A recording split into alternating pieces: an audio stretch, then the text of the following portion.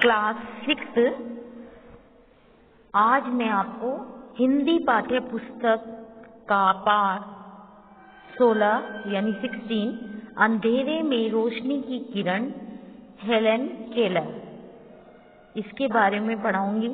ये समझाऊंगी कि वो कौन थी और कैसी थी और उनका व्यक्तित्व कैसा था, इसके बारे में बताऊंगी। बुक में आप अपने देखिए और मेरे साथ साथ रीड भी कीजिए। कहते हैं जब सब दरवाजे बंद हो जाते हैं तो भगवान एक खिड़की खोल देता है, लेकिन अक्सर हम बंद दरवाजों की ओर इतनी देर तक देखते रह जाते हैं कि खुली हुई खिड़की की ओर हमारी नजर नहीं जाती। यानी कि इन पंक्तियों का तात्पर्य यह है कि हमारे पर जब बहुत सारी मुश्किलें समस्याएं आती हैं तो हम उन समस्याओं और मुश्किलों को देखते रहते हैं और उनमें उलझ जाते हैं कि ये कैसे दूर होगी, और हमें ये वो दिखाई नहीं देता कि इन समस्याओं का समाधान यह कैसे किया जाए। इसका मतलब ये है कि जब भगवान सारे यानी हमारे ऊपर सारी तरफ से मुसीबतें आ जाती हैं तो ईश्वर की ऐसी कृपा होती है कि कहीं ना कहीं से हमारा वो रास्ता जो समस्याओं को सुलझाने वाला रास्ता है वो खुल जाता है। जितने भी असंभव कार्य हैं वो होने लग जाते हैं। थोड़ा टाइम लगता है मगर समय बलवान है और समय के अकॉर्डिंग हमारा कार्य हम अच्छी तरह से कर पाते हैं। कुछ समय में हमारे हालात बिगड़ जाते हैं मगर धीरे धीरे हमारे हालात सुधरने भी लग जाते हैं। ऐसे हालात में जो अपनी इच्छा शक्ति से असंभव को संभव बना देते हैं वे अमर हो जाते हैं। उन लोगों के लिए कहा है जो लोग अमर हो जाते हैं वो कौन से? हेलन केलर के लिए, जो आपकी पाठ्य पुस्तक में उनका नाम दिया गया है हेलन केलर। वो ऐसी ही महिला थी जिन्होंने हर असंभव कार्य को संभव बना दिया। कैसे? उनकी अपनी इच्छा शक्ति स्ट्रांग थी, मजबूत थी। अगर हमारे मन में इच्छा शक्ति स्ट्रांग मजबूत हो और हम अटल रहें हर एक कार्य को करने के लिए तो वो हम कर सकते हैं। उसको करने से कोई नहीं रोक सकता। चाहे वो कोई भी मुसीबत आ रही है या समस्या आ रही है तो हम उसका समाधान भी तुरंत कर सकते हैं, क्योंकि हमारी इच्छा शक्ति बहुत प्रबल है और प्रबल होने की वजह से हम वो कार्य कर सकते हैं, जैसे कि हेलन केलर ने किया। वो एक अपंग थी। अपंग मतलब उनका शरीर जो है बेकार था, यानी बेकार मतलब काम नहीं करता था। जैसे कि हम एकदम स्वस्थ हैं, वो स्वस्थ नहीं थी। उनका आधे से ज्यादा शरीर जो है वो किसी काम का नहीं था। वो काम मतलब क्रिया में नहीं था, कोई कार्य नहीं कर सकता था। वो एक जगह बैठी रहती थी और मन जो था उनका समर्थ था। मतलब उनका मन जो है सब जानता था, पहचानता था, दिमाग काम करता था उनका, और मन में बड़ी इच्छाएं होती थी ये कि मैं ये करूं, मैं वो करूं, आज मुझे ये करना है, मैं ये काम करूंगी, मैं पढ़ूंगी, मैं लिखूंगी। मगर क्या था, उनका शरीर जो है उनका साथ नहीं देता था। मन उनका बहुत कार्य करने को करता था। अब 27 जून 1880 को जन्म लेने वाली यह लड़की 6 महीनों में घुटनों चलने लगी और 1 वर्ष की होने पर बोलने लगी। जब 19 माह की हुई तो एक साधारण से बुखार ने हंसती खेलती जिंदगी को ग्रहण लगा दिया मतलब मुसीबत ला दी। जब वो कितने महीने की थी? जब 19 माह की हुई, 19 माह यानी 19 महीने की मंथ की हुई, तब उनको हंसती खेलती जिंदगी में ग्रहण हो गया, क्योंकि उनको एक बुखार आया। वो बुखार एक साधारण सा बुखार था, परंतु उनके बुखार को क्या हुआ, बुखार में क्या हुआ, उनको बुखार तो ठीक हो गया, लेकिन उसने हेलन केलर को दृष्टिहीन यानी कि अंधा बना दिया तथा बधिर बना दिया, यानी कि गूंगा बना दिया, बहरा बना दिया, जो कि सुनाई नहीं देता था उनको। बधिर मतलब जो सुनाई ना दे, सुन ना सकने की हालत में बोलना भी असंभव हो गया। जब हमें सुनाई नहीं देता और दिखाई नहीं देता तो हम बोलना भी असंभव हो जाता है। इस बुखार ने उनको इस हालत में कर दिया। माता पिता अपनी बेटी की हालत देखकर बहुत दुखी थे। जैसे कि हर एक के बच्चे के माँ बाप बहुत ज़्यादा दुखी हो जाते हैं अपने बच्चे को इस हालत में देख के। इसी तरह से हेलन केलर भी एक बच्ची थी और उनके माता पिता बहुत दुखी हुए। हेलन का बचपन मुश्किल दौर से गुजरने लगा। जब वो 19 महीने की थी तभी से ये हालत उनकी हो गई थी और उनका बचपन जो है बड़ी मुश्किलों से निकलने लगा। जो बच्चे को दिखाई नहीं दे रहा, सुनाई नहीं दे रहा और वो बोल भी नहीं सकता, तो उनकी हालत और खराब हो गई थी और कि कभी यह हालत सुधर नहीं सकती है। हाँ, हेलन का बचपन मुश्किल दौर से गुजरने लगा। किसी को आशा भी ना थी कि कभी यह हालत सुधर सकती है। एक दिन हेलन की माँ समाचार पत्र पढ़ रही थी, तभी उनकी नज़र बोस्टन के पार्किंस संस्था के बारे में दिए गए विवरण पर पड़ी। विवरण मतलब जो भी वो लिखा होता लेखा, उसके बारे में बताया गया है। यानी कि विस्तार पूर्वक जो भी समाचार पत्र में था वो उन्होंने पढ़ा। वो पढ़ते ही उनके चेहरे पर खुशी की लहर दौड़ पड़ी। और क्योंकि उसमें ये लिखा हुआ था कि उनकी बेटी जिस हालत में, वो एक पार्किंस संस्था है, उस पार्किंस संस्था की संरक्षिका यानी कि देखरेख करने वाली जो एक है, वो ऐसे बच्चों को पढ़ाती हैं जो जैसे कि हेलन है। वो हेलन को आकर पढ़ाने लगी और उन्होंने उससे प्रार्थना भी की कि वो आओ हमारे घर पे और हेलन को पढ़ाओ। यहीं से हेलन केलर के जीवन में परिवर्तन यानी बदलाव शुरू हुआ। केलर की अध्यापिका एनी सुलिवान बहुत मुश्किलों से उन्हें वर्णमाला का ज्ञान करा सकी। एक एक अक्षर को लेकर कई कई घंटों दोहराती थी। यानी कि दोहराना मतलब रिवीजन, जैसे कि हम पढ़ाते हैं, आपको याद करवाते हैं, ऐसे ही वर्णमाला, जैसे आपने हिंदी में वर्णमाला पढ़ी है, ठीक उसी प्रकार से वो भी अध्यापिका जो थी, उनका नाम था एनी सुलिवान, जो हेलन केलर को पढ़ाती थी। हाँ, तब कहीं जाकर वे याद होते थे। धीरे धीरे बोलने से भी अभ्यास करने लगी वो, जिससे उन्हें सफलता प्राप्त हुई। और सफलता प्राप्त हो जाती है अगर हम बार बार किसी कार्य को दोहराते हैं, उसको करने की कोशिश करते हैं, तो एक दिन ऐसा आता है कि हमें सफलता मिल जाती है।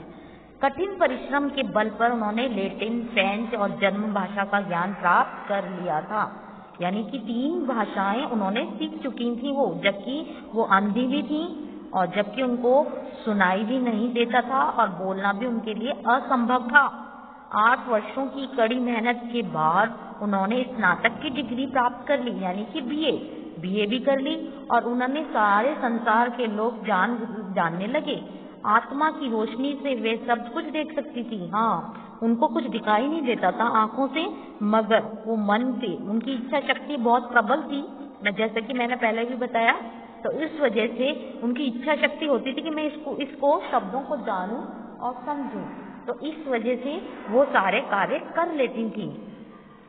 और वो तथा बधिर होते हुए भी संगीत भी धुन सुन सकती थी। यानी कि उनको सुनाई नहीं देता था पूरी तरह से, फिर भी वो संगीत की धुन सुन सकती थी। उनका हर सपना रंगीन था।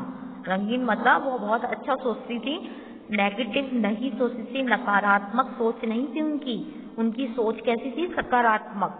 और सोच सुनहरी थी, सकारात्मक सोच थी और सुनहरी थी। यानी कि वो जीवन में कुछ करके और कुछ बनना चाहती थी। सुलेवान उनकी शिक्षिका ही नहीं बल्कि जीवन संगनी जैसी थी। हाँ, जीवन संगनी मतलब जीवन भर हर कदम पर साथ रहने वाली। उनकी मदद से ही हेलन ने Tolstoy, Karl Marx, Mahatma Gandhi और अरस्तु जैसे विचारकों के साहित्य को पढ़ा। यानी कि इतनी पुस्तकें पढ़ चुकी थी वो। और ये जो हैं उन पुस्तकों के जो राइटर हैं उनके नाम हैं, उनके पुस्तकें वो पढ़ चुकी थी। हेलन केलर ने ब्रेल लिपि में कई पुस्तकों का अनुवाद किया और मौलिक ग्रंथ भी लिखे। मौलिक ग्रंथ मतलब जो हम देखते हैं कि मौलिक, जो किसी की नकल ना हो और ना ही किसी के आधार पर बना हो, वो ग्रंथ उन्होंने उनका अनुवाद भी किया। उनके द्वारा लिखी गई आत्मकथा मेरी जीवन कहानी संसार की 50 भाषाओं में प्रकाशित हो चुकी है। उन्होंने एक अपनी बीती जो कहानी है कि मेरे साथ बचपन में क्या हुआ, मैं कैसी थी, मेरे को किसने ज़्यादा पढ़ाया, मेरा ध्यान किसने रखा, ये सारी बातें उन्होंने लिखी। अल्प आयु में ही पिता की मृत्यु, अल्प आयु मतलब बहुत कम आयु में ही उनके पिता की मृत्यु हो जाने पर मशहूर विचारक मार्क ट्वेन ने कहा कि केलर, मेरी इच्छा है कि तुम्हारी पढ़ाई के लिए अपने मित्रों से कुछ धन इकट्ठा करूं, क्योंकि उनके पिता का देहांत हो गया था, इसीलिए उन्होंने ऐसा कहा। केलर के स्वाभिमान को धक्का लगा, स्वाभिमान मतलब आत्मसम्मान, कि देखो मेरे लिए, मेरी पढ़ाई के लिए वो धन इकट्ठा कर रहे हैं। सहज होते हुए भी मीठे स्वर में उन्होंने मार्क ट्वेन से कहा, यदि आप चंदा करना चाहते हैं तो मुझ जैसे विकलांग बच्चों के लिए कीजिए, मेरे लिए नहीं।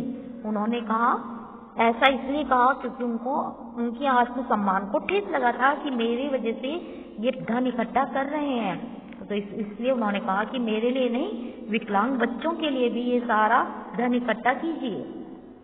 मार्क ट्वेन ने कहा था कि 19वीं शताब्दी के दो सबसे दिलचस्प व्यक्ति हैं नेपोलियन और हेलन केलर।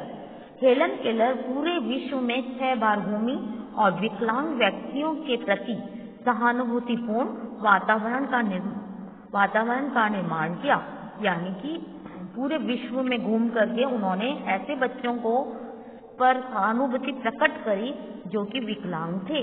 उन्होंने करोड़ों रुपए की धनराशि जमा करके विकलांगों के लिए अनेक संस्थानों का निर्माण कराया। दान की राशि का 1 रुपया भी वे अपने ऊपर खर्च नहीं करती थी। विश्व के अनेक महान लोगों से उनकी मुलाकात हुई थी। हेलन केलर जब पूरे वर्ल्ड में, पूरे संसार में घूमती थी तो उनकी लोगों से, अच्छे लोगों से मुलाकात भी होती थी। मुलाकात के दौरान रविन्द्रनाथ टैगोर और पंडित जवाहरलाल नेहरू जैसे वह बहुत प्रभावित हुई थी, जैसे लोगों से, जैसे पंडित जवाहरलाल नेहरू और रविन्द्रनाथ टैगोर। हेलन केलर की मस्तिष्क शक्ति इतनी जागरूक थी, यानी कि उनका शरीर तो अपंग था, काम नहीं करता था शरीर, मगर उनका दिमाग इतना जागरूक था, यानी कि हर मस्तिष्क में, यानी उनके दिमाग में हर चीज वो आ जाती थी पहले से ही, जो वो चाहती थी, जो वो करना चाहती थी, और वो जल्दी से सीख भी जाती थी कि वह आने वाले कदमों की आहट से भी उसके बारे में कुछ ना कुछ बता देती थी। इतना जागरूक था कि वो दूसरा कोई आता था उनके पास तो उसकी आहट को भी वो पहचान लेती थी। आहट मतलब आवाज को वे अलग अलग रंगों को छू करके पहचान लेती थी, क्योंकि वो अंधी थी तो उनको रंगों को पहचान भी थी कि कौन सा रंग है ये, क्योंकि वो छू करके बता देती थी। हेलन केलर का कहना था कि हमें सच्ची खुशी तक नहीं मिल सकती जब तक हम दूसरों की जिंदगी को खुशगवार बनाने की कोशिश नहीं करते। तो आपने ये समझा वो क्या चाहती थी कि मेरी जिंदगी तो है ऐसे थी कि मैं अपंग हूँ, मगर दूसरों की जिंदगी सुधारने में भी उनका बहुत रुचि थी, उनका बहुत मन था। हेलन केलर ने अंधे व्यक्तियों के हित के लिए उन्हें शिक्षित करने की जोरदार वकालत की, यानी कि हेलन केलर की थी अंधे व्यक्तियों को भी शिक्षित किया जाए और उनको वकालत करवाई जाए, वकालत जो भी है शिक्षा ग्रहण करवाई जाए। उनका मानना था कि विश्वास ही वह शक्ति है जिसकी बदौलत ध्वस्त हुआ संसार भी सुख की रोशनी से आबाद हो सकता है, यानी कि आपके अंदर आत्मविश्वास होना चाहिए, और आत्मविश्वास होने से कि मैं कुछ कर सकता हूँ, मेरे को कुछ करना है, मेरे को कुछ बनना है, रोज हम यही सोचेंगे, हमारे अंदर यही भावना रहेगी, तो हमें हमारी सारी समस्याओं का समाधान हो जाएगा और हम आगे बढ़ते चले जाएंगे, और जो संसार है वो भी सुखी, जो नष्ट हुआ संसार है, जैसे भी भगवान ने हमारा शरीर दिया है उससे भी हम दुखी नहीं होंगे और सुखी पूर्वक अपना जीवन व्यतीत करेंगे। 1943 में दूसरे विश्व युद्ध के दौरान हेलन देश भर के सैनिक अस्पतालों में घूम कर अंधे, गूंगे तथा बहरे सैनिकों से मिलती रहीं। स्वावलंबन उनके जीवन का प्रमुख गुण था। स्वावलंबन मतलब अपने पैरों पे खड़े होना, अपने पैरों पे खड़े होना मतलब अपने कार्य खुद करना, दूसरों से नहीं करवाना। भोजन बनाना, कपड़े पहनना और साफ सफाई के सभी काम वे खुद करती थी, जबकि उनका आधा शरीर बेकार था, काम नहीं करता था, उनका आधा शरीर अपंग था, फिर भी वो सारे कार्य खुद करती थी। 1 जून को 1968 को दिल का दौरा पड़ने से वह इस संसार से विदा हो गईं, परंतु उनका जीवन हर एक इंसान को जन्म जन्मांतर तक प्रेरणा देता रहेगा, शिक्षा देता रहेगा कि वो ऐसी थी और हमें भी उनके जैसा बनना है। हिम्मत वाला और आत्मविश्वास वाला और इच्छा शक्ति को प्रबल, हमारे अंदर इच्छा शक्ति प्रबल होनी चाहिए ताकि हम असंभव कार्य को भी संभव बना सकते हैं। तो बच्चों, ये आपको पाठ समझ में आया होगा। Thank you.